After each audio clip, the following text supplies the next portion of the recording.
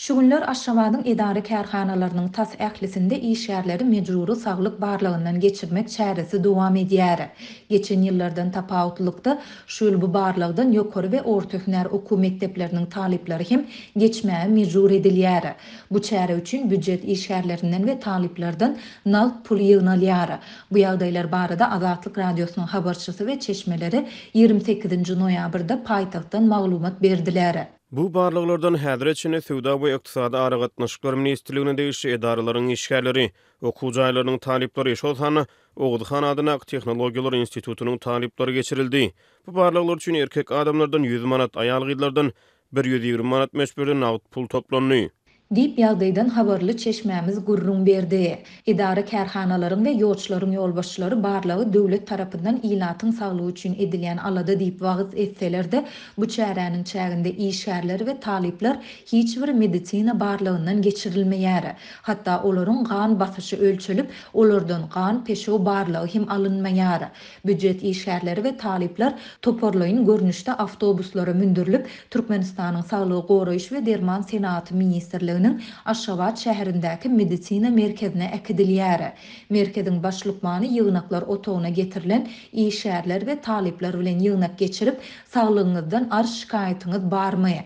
Ýok bolsa barlandy we sagdyn diýip kepilnama ýazyp berýäris diýär diýip paýtagtly büdjet işgärleriniň biri anonim şertde habarçymyza gurrun berdi. Onuň sözlerine görä büdjet işgärleriniň hiç biri saglyk problemalarynyň bardygyny aýdyp bilmeýär. Sebäbi saglyk barlygyndan geçip bilmedikleri ýa-da saglyk problemasy bolan işgärlere işden çykarylmak howpy awanýar.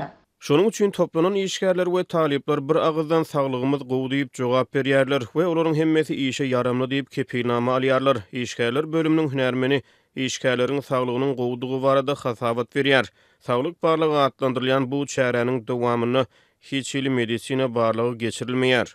Dip büdjet işgäri bellidi.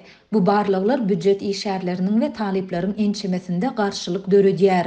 Olar bulary galp saglyk barlyklary atlandyryp, muny häkimetleriň döwletiň boşan gaznasyny doldurmak üçin edýän nowbatdaky pul toplamak çäresi häsiýetlendirýärler. Bu çäre ykdysady kynçylyklar derarly, ozal hem güzeran eklenji kynlaşan köp adamyň maşgaly büdjetine zarba urýar. Häkimetler halkyň aladasy edilýär diýär.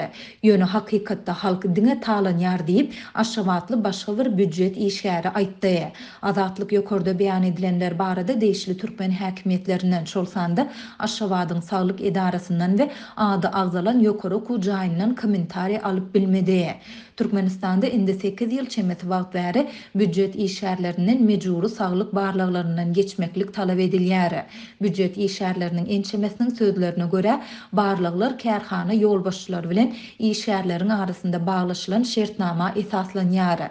2017-nji ýyla çenli ýylda bir gedek geçirilen bu barlyklar soňky 6 ýyl çemesi wagt bäri ýylda 2 gedek amal edilýär we munyň üçin işgärlerden nalt pul ýygnalýar. Ýurtda büdjet işgärlerinden we taliplerden dürlü maksatlar üçin ýygyderli pul toplanýar. Olar edara kärhanalarda awatlaýyş işlerini geçirmek, prezidentiň portretini we şygarlary çalışmak, sport eşiklerini we tigir satyn almak, tebigaty goramak, paýta ýygmaýaly maksatlar üçin pul vermäge mejbur edilýärler.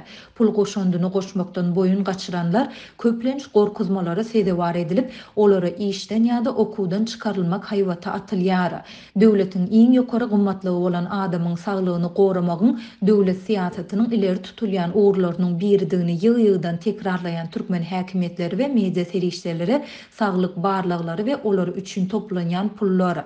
Şeýle-de beýleki pul toplamak çäreler barada hiç ýyly gurrun gozamaýarlar.